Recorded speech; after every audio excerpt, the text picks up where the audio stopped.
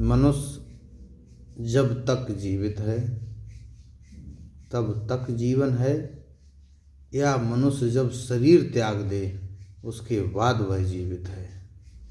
बहुत जटिल विषय है, इसको इतना साधारण नहीं समझा जा सकता है, क्योंकि मनुष्य जो है वो सिर्फ जीवित रहने के लिए ही पैदा नहीं हुआ है। जीवित रहना तो सिर्फ एक साधन है, साध्य नहीं।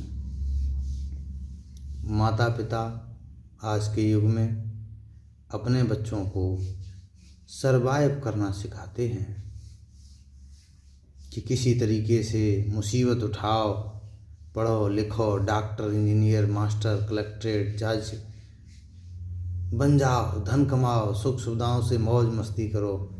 लेकिन किसी को ये नहीं अंदाजा है कि मानव शरीर क्यों मिला है।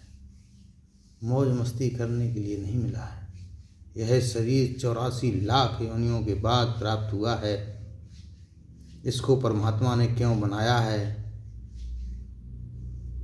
मनुष्य जब तक जीवन है तब तक ही वह अपने आप को जीवित समझता है, जबकि ऐसा नहीं है। मनुष्य के जन्म से लेकर उसके शरीर त्यागने तक जो भी कर्म हैं, अच्छे या बुरे, अगर वह कर्म बुरे कर रहा है पूरे जीवन भर, तो वह व्यक्ति जब शरीर छोड़ता है तो यह संसार समय के साथ साथ उसके बुरे कर्मों को भी भुला देता है। इसी के साथ साथ अगर मनुष्य अपने जीवन काल में अच्छे आचरण करता है, भगवान का भजन करता है, कमज़ोरों की सेवा व रक्षा करता है, बेजुबान जीवों पर दया करता है, साधु संतु महात्माओं का भजन करने वालों का आदर सत्कार करता है, सम्मान करता है, पूजनीय मानता है, ऐसे व्यक्ति को समाज या संसार उसके जीवन समाप्त होने के बाद अपने जीवन में सत्कर्मों को उतारने का प्रयास करता है। वह व्यक्ति जीवन समाप्त होने के बाद भी अनंत काल तक लोगों के हृदय में कर्म रूपी नाम से वास करता है। अतः प्रत्येक मनुष्य को अपने जीवन समाप्त होने के बाद वह कर्म रूपी नाम से जीवित बना रहे, ऐसा कर्म जीवन भर हमेशा करते रहना चाहिए, ताकि इस लोक में मनुष्यों द्वारा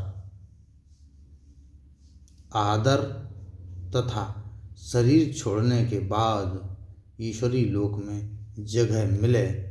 अगर ऐसा कर्म बन जाए तो वह व्यक्ति जब तक जीवित है तब तक जीवन है, और जब शरीर छोड़ दे तो उसके बाद जीवित है। यही प्रमाण है कि संसार में कर्म का घेरा ही मनुष्य को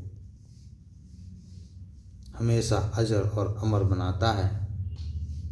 हमेशा प्रत्येक मनुष्य को अपने जीवन काल में